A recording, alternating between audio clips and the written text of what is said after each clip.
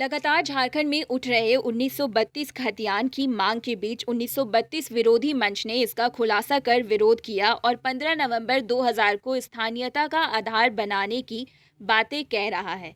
1932 विरोध मंच का कहना है कि 1932 को कैसे कोई झारखंड की स्थानीयता के लिए आधार बना सकता है, जबकि झारखंड बिहार से 15 नवंबर 2000 को अलग हुआ था।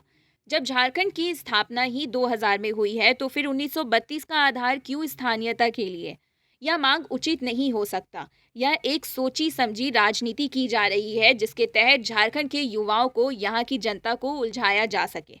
झारखंड में इतनी खनिज संपदा होने के बाद भी झारखंड का विकास जस का तस है। झारखंड में भूखमरी, बेरोजगारी, अशिक्षा बढ़ रही है, लेकिन यहाँ के राजनेताओं को इन सब की जगह खतियान और स्थानीयता ही सूझ रही है। झारखंड को बने 23 वर्ष हो गया, लेकिन अभी भी झारखंड की दशा बिगड़ती ही चली जा रही है। सुधार सिर्फ कागजों पर ही दिख रहा है। झारखंड की स्थानीयता से 1932 विरोधी मंच को कोई समस्या नहीं है। स्थानीयता तय होनी चाहिए, लेकिन उसका आधार क्या होगा, यह एक विचारणीय बिंदु है। किसको स्थानीयता मिलनी चाहिए, इसका क्या लाभ है, क्या नुकसान है, दोनों देखना होगा। राज्य में हर तबके, हर जाति, हर धर्म के लोग रहते हैं। स्थानीयता लाने के नाम पर बाहरी भीतरी किया जा रहा है।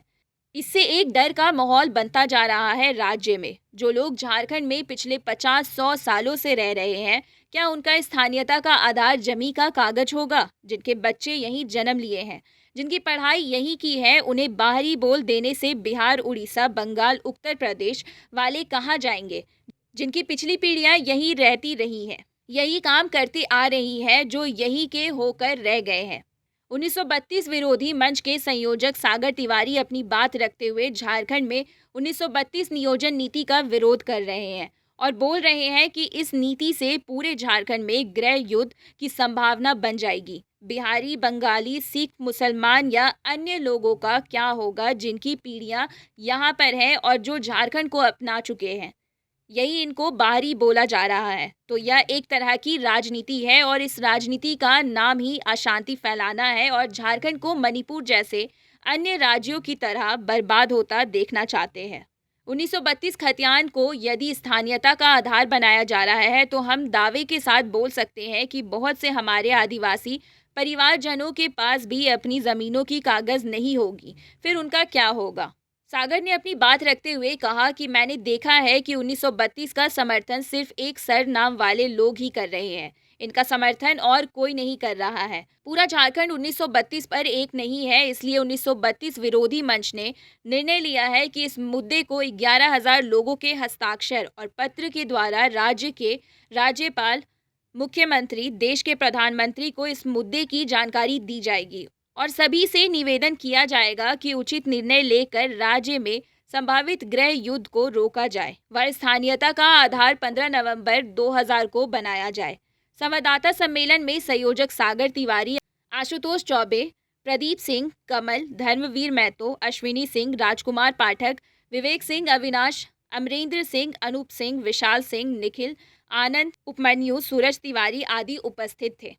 1932 विरोधी मंच का गठन जो है वो जमशेदपुर से शुरू हो रहा है और हम लोग सबसे पहला जो आंदोलन है वो जमशेदपुर से 11,000 लोगों को हस्ताक्षर कराकर हस्ताक्षर अभियान के माध्यम से राज्य के मुखिया और राज्य के राज्यपाल को देंगे और हमारा मांग होगा कि 1932 को नकारा जाए और 15 नवंबर 2000 जब से झारखंड का स्थापना हुआ है तब से स्थानीय नीति लागू किया जाए, क्योंकि जब बच्चे का जन्म ही 15 नवंबर 2000 को हुआ है तो 1932 का जन्म प्रमाण पत्र लेकर घूमना किसी भी न्याय संगत ये सही नहीं है। और 1932 अगर लागू होता है तो एक बड़ा तबका बिहारी समाज का, उड़िया समाज का, बंगाली समाज का, नेपाली समाज का, सिख समाज का जो है वो कहीं ना कहीं झारखंड में रिफ्यूजी हो जाएंगे और जिनको झारखंड से अलग करने का कोशिश किया, जिनको भगाने का कोशिश किया जा रहा है और ये कहीं अगर इसको नहीं रोका जाए तो आने वाला समय झारखंड के भीतर गृह युद्ध शुरू हो जाएगा और कहीं ना कहीं झारखंड जलेगा और झारखंड जलेगा तो जिससे नुकसान हम सबको होगा और झारखंड को जलने हम सब नहीं देना चाहते, जिसके चलते 1932 विरोधी मंच आया है और ये 15 नवंबर 2000 को लागू करने का मांग करता है।